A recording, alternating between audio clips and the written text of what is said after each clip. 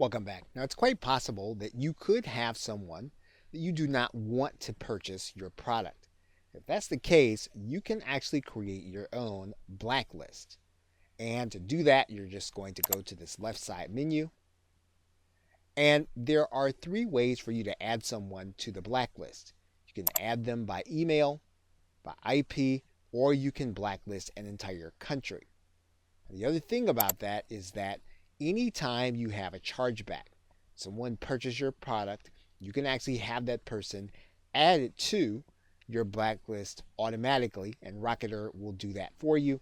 Whenever you add someone, you can actually put a reason as to why you want them blacklisted. So in this particular case, if you want to put their IP address, you'll place that in this area, email address, or even the two-letter country code, which Rocketr will give you a hint for. You want to write in the reason and then click add.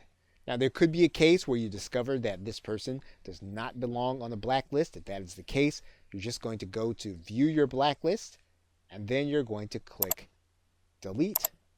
We'll take that person off of your blacklist.